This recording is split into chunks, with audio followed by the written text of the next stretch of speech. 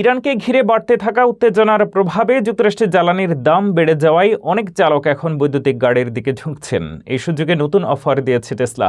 Petrol চালিত গাড়ি trade in করে টেসলা কিনলে মিলবে 2000 মাইল পর্যন্ত ফ্রি সুপার চার্জিং সুবিধা।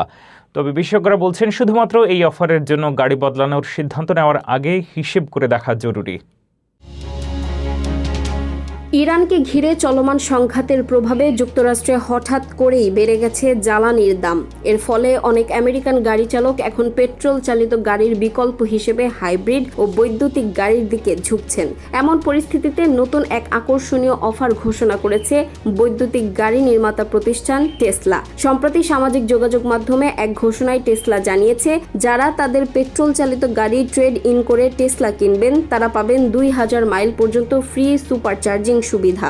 অর্থাৎ টেসলার দ্রুত চার্জিং নেটওয়ার্ক ব্যবহার করে নির্দিষ্ট দূরত্ব পর্যন্ত বিনা খরচে গাড়ি চার্জ করা যাবে।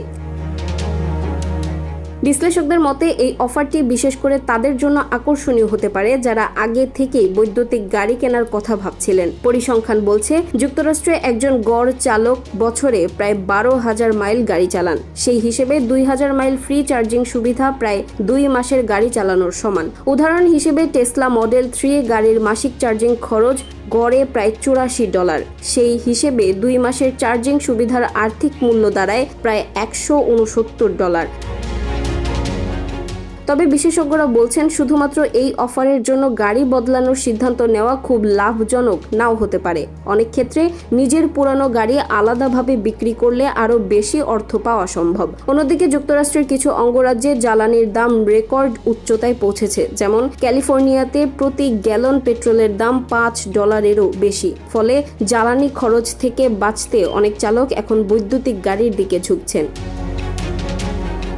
বিশেষজ্ঞদের মতে, বৈদ্যুতিক গাড়ি ব্যবহার করলে জ্বালানি খরচ কমে এবং রক্ষণাবেক্ষণও তুলনামূলক সহজ হয়। তবে চার্জিং অবকাঠামো এবং দীর্ঘ চার্জিং সময় এখনও অনেক চালকের জন্য বড় চ্যালেঞ্জ হিসেবে রয়ে গেছে।